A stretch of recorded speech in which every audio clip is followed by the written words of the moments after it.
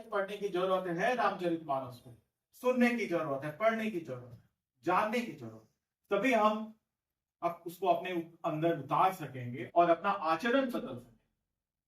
बहुत ऐसे छंद है रामायण में, बहुत ऐसे छंद हैं। जब राम जन्म लिए थे, मैं कुछ छंद की व्याख्या करूंगा जिससे कि आप समझ पाएंगे, और मेरी कोशिश भी होगी कि आज के वक्तव्य से आप सबका जीवन एकदम बदल जाए, आपकी सोच बदल जाए। कई ऐसे व्याख्या हैं रामायण के अंदर जिसको आप सुनेंगे तो आत्मविभोर हो जाएंगे, लगेगा ऐसा ऐसा होता है, ये फीलिंग्स है। फीलिंग्स क्या होती है वो चीज आप समझ पाएंगे। तो जब राम जन्म लिए थे, देखिए राम क्या थे, भगवान विष्णु के ही अवतार थे। राम जब जन्म लिए तो सारे देवी देवता प्रसन्न हो गए, खुश हो गए। देव देवता इसलिए खुश हो गए क्योंकि वो आए हैं तो रावण का वध करेंगे और हमें इस रक्त संस्कृति और जो राक्षसों से मुक्ति मिलेगी।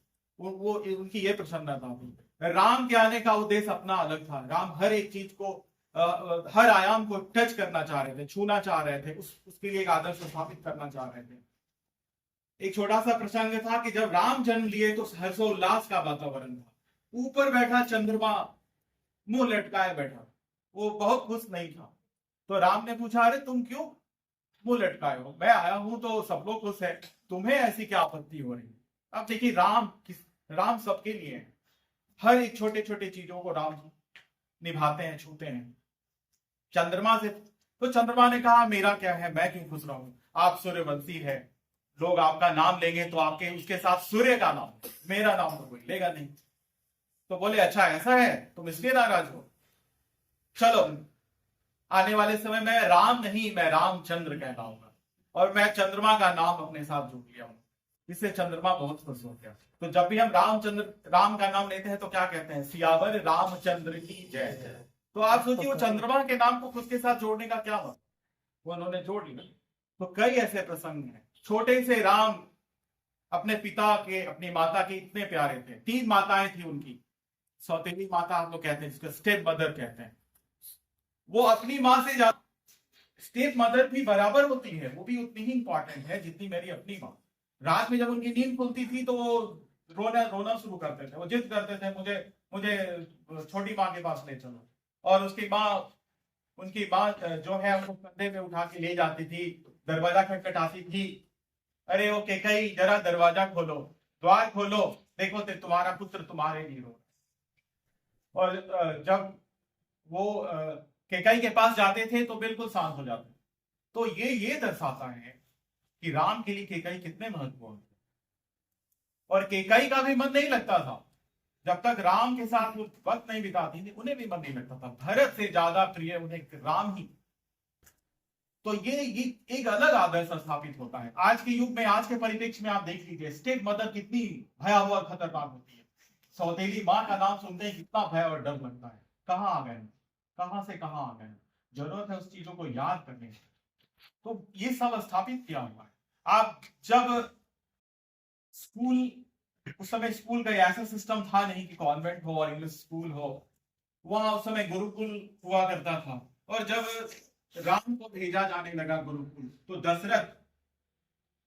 दशरथ जो अपने, बहुत मुश्किल से उनके पुत्र की प्राप्ति हुई थी, बहुत तपस्या के बाद, वो बहुत रोने लगे। लेकिन गुरु वशिष्ठ ने उन्हें समझाया कि नहीं, मैं हूं वहां, आप बिल्कुल ना।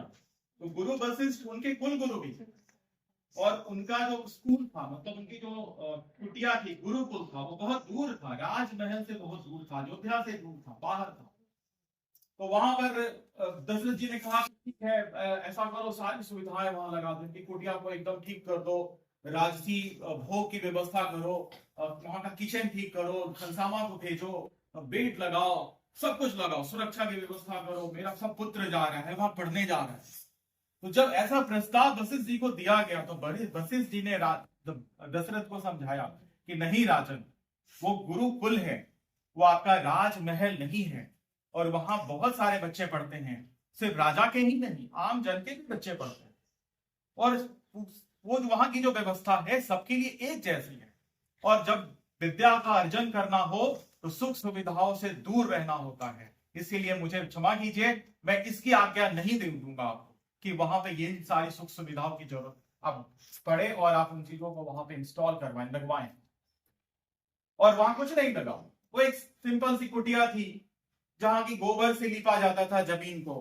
पेड़ों के नीचे बैठ के गुरु और टीचर जो थे और भी गुरु थे वहां पे, वो सब पढ़ाते थे। एक गुरु माता थी जो संध्या में खाना बनाती थी और उसके लिए सारे छात्र जंगल जाके लकड़ियां चुन कर लाते थे, खाना बनाने में माता का सहयोग करते थे। वो वक्त राम ने उन चीजों को किया। और आज का युग क्या है, आप देखिए, कई ऐसे काम थे जो छात्रों को करना पड़ता था। गाय की सेवा करनी पड़ती, जंगल से लकड़ियां काटनी पड़ती थी, झाड़ू लगाना पड़ता था, खाना बनाने में सहयोग करना पड़ता था। गुरु का भी ध्यान रखना पड़ता, क्योंकि गुरु की महिमा, गुरु की कृपा भी पढ़े कोई भी बड़ा हो ही नहीं सकता, सवाल ही नहीं उठता है। क्योंकि वो अगर कोई अलग राह पकड़ ले तो गुरु ही उसके कान खींच के उस राह पे लाता है और उसको फिर से सजीव बनाता है, फिर से आगे बढ़ाता है और बड़ा बनाता है। आज क्या होता है, अगर हम गुरु हैं, सारे टीचर्स पे ये जिम्मेवारी है, अपने आप को हम लोग और टीचर्स पे इतनी बड़ी जिम्मेवारी है, वो खुद को क्या सोचते हैं और क्या समझते हैं, वो इस समाज के निर्माता हैं, क्रिएटर ऑफ सोसाइटी हैं, वो बच्चों का भविष्य बनाने बैठे हैं। और वो जो करते हैं उन्हें बदले में क्या चाहिए, बदले में उन्हें सम्मान चाहिए।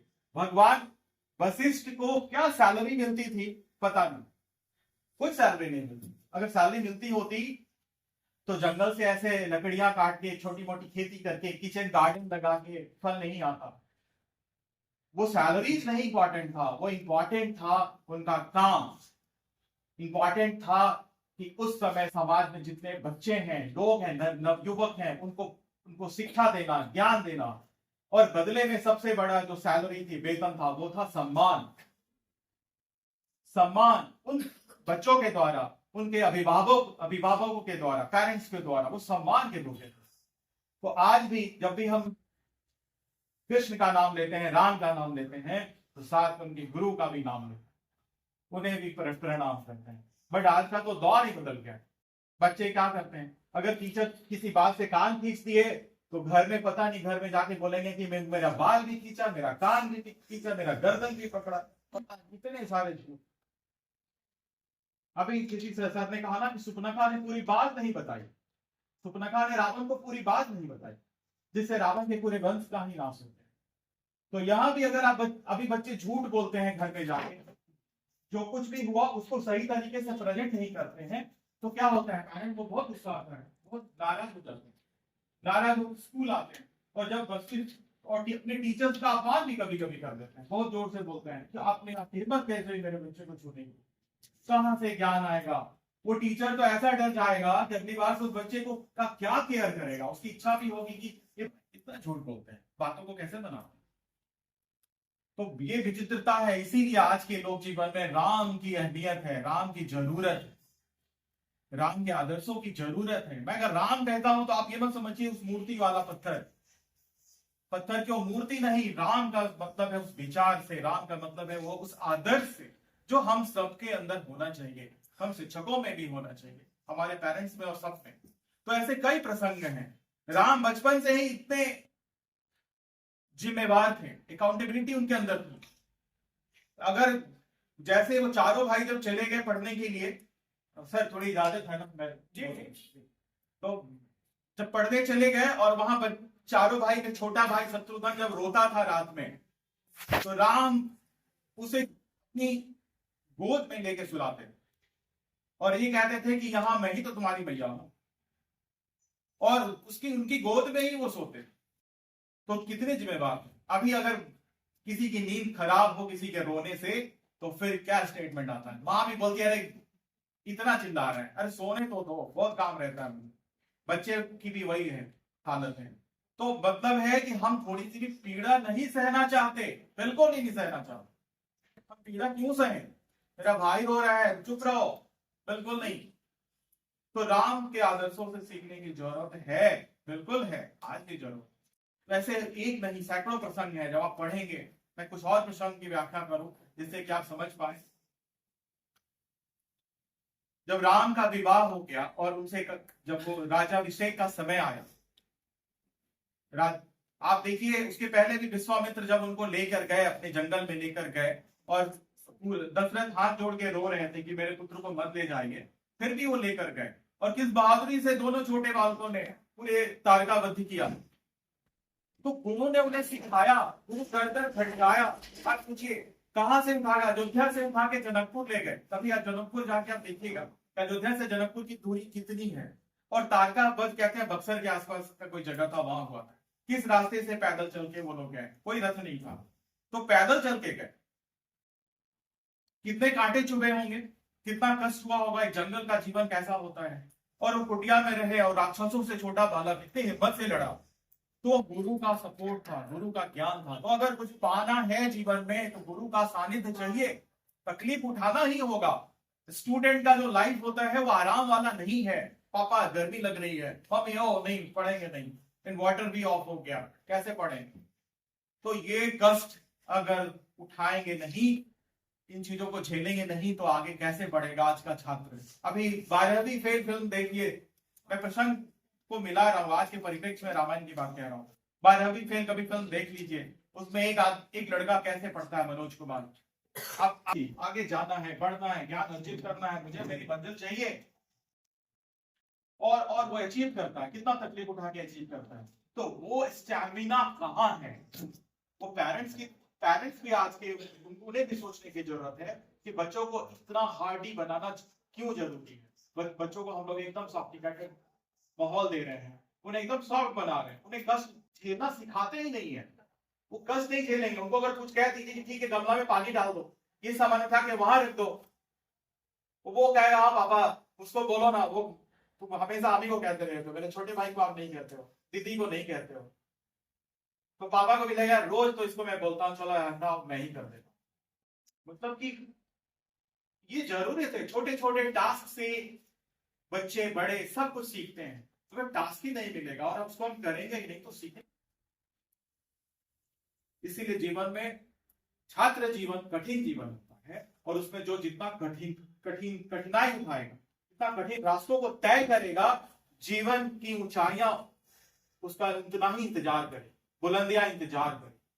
कहते हैं जड़ है ना, इस बिल्डिंग को बनाने के पहले इस जमीन को, पृथ्वी को कितना चीरा गया, बहुत नीचे तक चीरा गया, गड्ढा किया गया, फिर लोहे का बिंब डाला गया उसके अंदर। कितना तकलीफ हुआ होगा उस बिल्डिंग को भी, उस जमीन को भी। और उस तकलीफ की वजह से ही, उस नींव की वजह से ही ये जो जमीन है आज इस बिल्डिंग को इतना मजबूती से खड़ा होकर थामे, नहीं तो बिल्कुल नहीं थामा। वैसे ही आपका जीवन, ये जो समय है वो तपने का समय है, आराम का समय नहीं है। इसमें सुखार्थी मत बनिए, एयर कंडीशन की आदत मत लगाइए। खूब पढ़िए, खूब मेहनत से पढ़िए, ना धूप दिखे, ना बारिश दिखे, न गर्मी दिखे, न सर्दी दिखे। ऐसा होना चाहिए आपका आत्मविश्वास, आपका शरीर, आपका मन, तब आप कुछ अचीव करेंगे। ये राम, आप सोचिए राम जैसे व्यक्ति उस जंगल में कैसे शिक्षा ग्रहण किए, कृष्ण ने कैसे शिक्षा ग्रहण, तो वो बहुत इंपॉर्टेंट है, उन्होंने करके दिखाया। राम जब विवाह करके आए और उन्हें सबसे बड़ा जो टर्निंग पॉइंट आया कि उन्हें वनवास दे दिया गया, उसी माता ने जो बहुत प्यारी थी, एक मंथरा, कहते हैं घर में अगर एक मंथरा हो जाए तो पूरे घर को नष्ट कर देती है। तो मंथरा भी सिखाती है हम लोगों कि घर में उस तरह का विष ना वमन करें। उस मंथरा ने पूरे पूरे अयोध्या को, पूरे भारत वर्ष को हिला के रख दिया उस मंथरा के विचार में, और पूरा भारत हिल गया। और राम वनवास की तरफ चल दिए, उन्होंने अपने पिता की आज्ञा मानी और वनवास की तरफ। आज उस प्रसंग को भी याद करने की जरूरत है कि पिता की आज्ञा कितनी इंपॉर्टेंट है। पिता कितना मजबूर था उस समय, पिता कितना रो रहा था, पिता को कितना दर्द था, फिर भी उसने वो आज्ञा दी, तुम जाओ वनवास जाओ 14 साल के लिए, और वो चल दिए। और साथ में लक्ष्मण जैसा भाई वो भी चल दिया। उस लक्ष्मण से सीखिए, लक्ष्मण का जीवन तो पूरी तपस्या से भरा है। उसने राम के पीछे, कंकीले पथों में राम से आगे और अच्छे समय में राम के पीछे खड़ा रहा। वो भाई था, राम के लिए सब कुछ किया, अपना पूरा जीवन व्यतीत कर दिया। तो वो प्रसंग है, उन चीजों से सीखने की जरूरत है। और राम निकल गए। आप देखिए जब राम निकले तो पूरा अयोध्या उनके पीछे चल पड़ा, पूरी अयोध्या, सब रो रहे थे। ऐसा क्या था राम में, ऐसा क्या था? गरीब अमीर छोटा ऊंच नीच वर्ण व्यवस्था जो भी थी उस समय समाज में, सब लोग राम के लिए रो रहे थे। राम का व्यक्तित्व ही ऐसा था, राम ने खुद को बनाया ऐसा, राम की सोच रहे थे। और राम जब रात में सब सो रहे थे और राम चल दिए, उनके एक मित्र थे निषाद राज, जो बहुत ही नीची जाति से भील थे। भील कहते हैं उस समय छुआछूत की स्थिति ऐसी होती थी कि लोग जो है अभी भी ऊंच नीच और जात पात करते थे, अभी भी करते हैं कहीं ना कहीं। तो उस समय उस भील को निषाद राज उनके साथ चले, निषाद राज के गांव के बाहर रुके, निषाद राज का अपने हाथों से भोजन प्राप्त किया। अब सोचिए, ऐसे राम से उस वर्ण व्यवस्था को भी तोड़ दिया। आज के नेता, आज के युग में आज के बड़े लोग क्या करते हैं, कितना एक भेदभाव उत्पन्न करके रखते हैं समाज में, लेकिन राम से सीखे उन्होंने वो कर दिया। राम आगे बढ़े और आपको याद होगा वो जो केवट था उनको पार कराया, केवट पार कराया। उसका प्रसंग जब सुनिएगा तो आप कभी सुनिए उस प्रसंग को। नाव से जब पार कराया तो कहा कि मेरी उतराई दो, मुझे उतराई दो, मतलब कि मुझे पैसे दो। इसके आज के शब्दों में कहें तो कि पहले तुम्हें नदी पार कराया, गंगा पार कराया, तो मुझे उतराई दो। और राम के पास क्या था? राम के पास कुछ भी नहीं, राम एक पैसा घर से लेकर।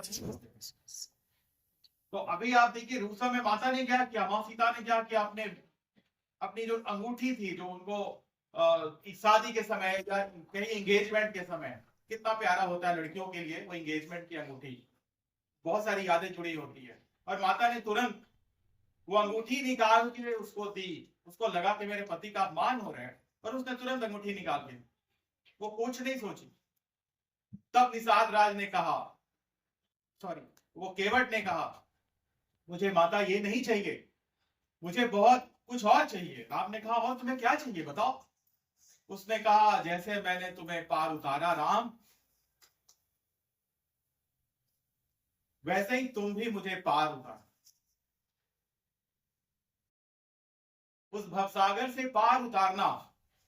अब सोचिए, आज के युग में इतना भौतिक युग है, हम लोग इतने भौतिकवादी हो गए हैं कि अगर कोई अंगूठी निकाल के दे, हीरे की अंगूठी, तो यूं लपक ले, हाँ दे दो बहुत काम आएगा। लेकिन वो कितना आगे था, इस सोच से कितना आगे था। वो एक गरीब आदमी जो नाव से लोगों को पार कराता है केवट, अगर उसके पास हीरे की अंगूठी आ जाए तो उसका जीवन बदल सकता था। लेकिन उसने क्या मांगा? उसने तो उससे भी बड़ी चीज मांगी। वो इसलिए क्योंकि वो उस अध्यात्म को समझता था, वो जानता था कि ये तो बहुत तुच्छ धन है, कि इससे बड़ा धन ये दे सकता है ये जो आदमी मेरे सामने खड़ा है, और उसने मांग लिया। तो ये झूठ बातें हैं, ये चीजें मैं कभी आप लोगों को बोलता भी हूँ कि कुछ आध्यात्मिक बातें भी सुनिए, ये सब सुपर नेचुरल साइंस है। इन चीजों को जानिए, पढ़िए, समझिए ये क्या चीज है ये सब। तो ये राम का चरित्र था, भरा पड़ा है, पूरा रामायण भरा पड़ा है सब आदर्शों से, पग पग पे। सबसे सुंदर मैं उसकी चर्चा जरूर करना चाहूंगा, जो पूरे रामायण में मुझे सबसे अच्छा लगा वो था राम भरत मिलाप। जब भरत आए और उन्हें पता चला कि ऐसा कुछ हुआ है, वो बहुत नाराज हुए, अपनी मां से बहुत नाराज हुए, सबसे बहुत नाराज हुए, और बस सबको लेके चल दिए राम को लाने, जिसमें कि जनक जी भी थी, जनक की सीता की मां सीता की माता भी थी, और सबको लेके सारा अयोध्या चल दिया राम को लाने। और वो पंचवटी जहां राम रहते थे वहां पर पहुंच गए, और ऐसा लग रहा था कि अब राम को तो लेकर ही लौटेंगे। और राम के समय भी बहुत मुश्किल था, बहुत मुश्किल वक्त था वो। उनको लग रहा था अभी मैं क्या करूं, मैं पिता को दिया गया वचन तोड़ दूं।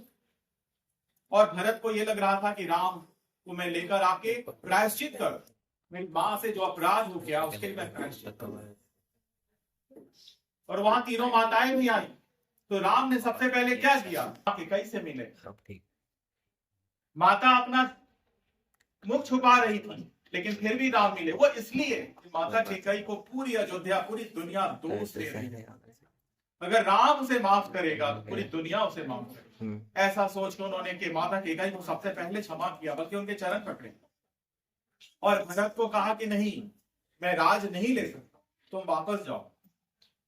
और उससे भी एक प्रसंग मैं बताऊं आपको। आप देखिए भाइयों के बीच का जो प्रेम था वो क्या था। जब राम पंचवटी में आए और रहने लगे, तो उन्होंने वन देवी को कहा कि हे वन देवी, मैं जिस रास्ते से आया हूं उस रास्ते के सारे कांटों को तुम हटा देना।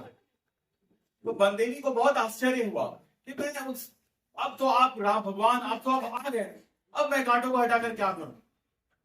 तो उन्होंने कहा कि नहीं, उसी रास्ते से मेरा भाई भरत आएगा, वो एक दिन उसी रास्ते से जरूर आएगा।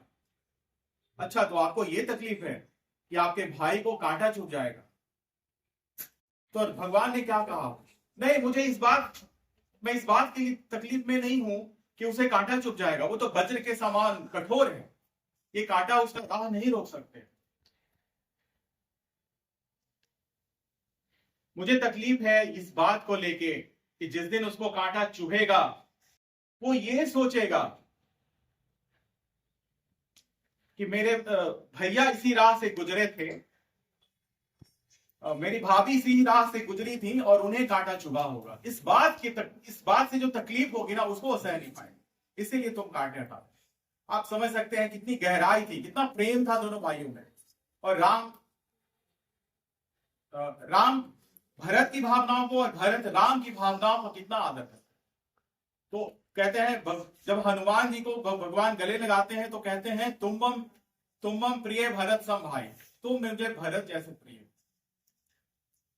तो भरत और राम का जो वो है विलाप है, और दोनों के बीच का जो प्रेम है वो असीम है। अभी सर मैं सुन रहा था, आप लोगों में बताओ कि भरत मिलाप का प्रसंग मैं कुमार विश्वास जी से सुन रहा था, उनके राम के प्रसंग से, और उसमें उन्होंने एक बड़ा अच्छा उदाहरण दिया। कहा कि कुछ दिन बाद जब मैंने भरत मिलाप की कहानी सुनाई तो कुछ दिन बाद मुझे एक फोन आया और उसमें किसी ने कहा कि मैंने सुना आपका वो प्रसंग और मुझे बहुत अच्छा लगा। उन्होंने कहा कि मेरे बड़े भाई से बड़ा जमीन का विवाद है, झगड़ा है, वो चल रहा था झगड़ा बहुत दिन से। हम लोगों के दो परिवार अलग हो गए, मैं शहर बदल लिया, कभी एक दूसरे से बात नहीं होती थी। लेकिन जब मैंने भरत का प्रसंग सुना तो मैं जमीन के सारे कागज लेकर, जो केस मुकदमा चल रहा था, वो सब लेकर उनके गांव गया, घर गया और उनके चरणों में सारे कागज रख दिए जमीन के, और उनके पैर पकड़ के मैंने उनसे क्षमा मांगी और कहा कि भैया मुझे कोई धन नहीं चाहिए, मुझे कोई जमीन नहीं चाहिए, मुझे आपका स्नेह चाहिए, ये सब कुछ मैं आपको सौंपता। तो सोचिए ये कितना बड़ा बदलाव आता है, कितना बड़ा बदलाव है। आज जितना बड़ा विवाद होता है सब जमीन के लिए होता है। आप देखिए न्यूज़पेपर उठा के देखिए, सभी झगड़े होते हैं उसी के लिए होते हैं। तो भाई भाई का प्रेम ही खत्म हो गया है ही नहीं। अगर वो भी झगड़े किस बात के लिए होते हैं? बस एक चीज के लिए होता है, जमीन का छोटा सा टुकड़ा एक नाली के लिए होगा, नहीं 3 फीट के लिए झगड़ा होता है, 3 फीट के लिए 3 लाशें गिरती हैं। तो हम कहाँ आ गए, किस युग में आ रहे हैं? तो जरूरत इस बात की है कि राम के प्रसंग को जानिए। उन्होंने कष्ट उठाया, वो उन्होंने कष्ट इसलिए उठाया क्योंकि आने वाली पीढ़ियां, पूरा युग और युग, जितने युग आए सब में राम जीवित रहे, मतलब वो संस्कार जीवित रहे। राम का नाम जो है वो बहुत कुछ कहता है, राम का नाम खुद में बहुत परिपूर्ण है। तो इसलिए रामायण, जब आप रामचरितमानस, सबके घर में रामचरितमानस है, रामायण है।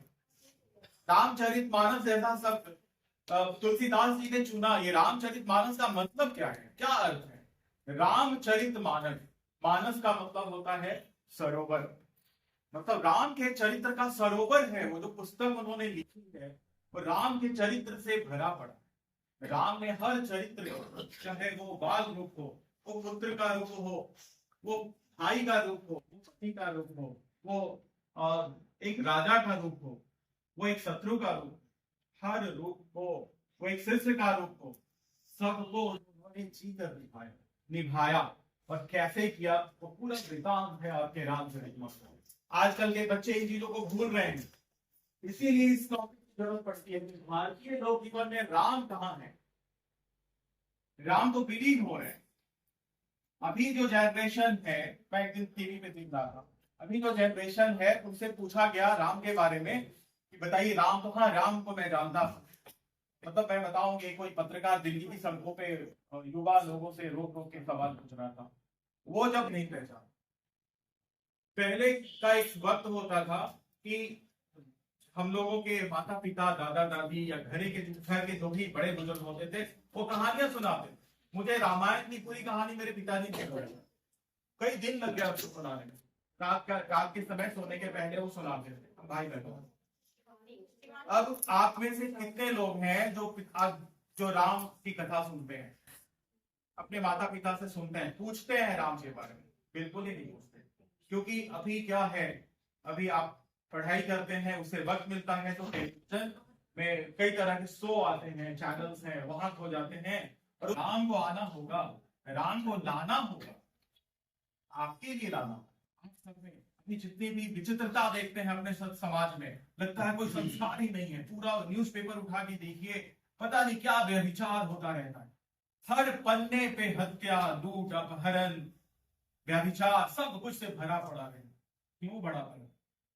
राम कहाँ गौन हो रहे हैं, रावण कहाँ उभरा है। इसीलिए जरूरत है आज अयोध्या को एक सांस्कृतिक केंद्र के रूप में स्थापित करने के पीछे जो मनसा है वो यही है। जो आज हमारे, मैं जरूर कोट करना चाहूंगा कि हमारे प्रधानमंत्री के बारे में मैंने उसके कुछ वीडियो स्लॉट्स देखे हैं, जो अपने चैम्बर में बैठ के एक बड़े से स्क्रीन पे वो बड़े बड़े महात्माओं को सुनते हैं। वो उसके लिए भी वक्त निकालते हैं, सुनते हैं।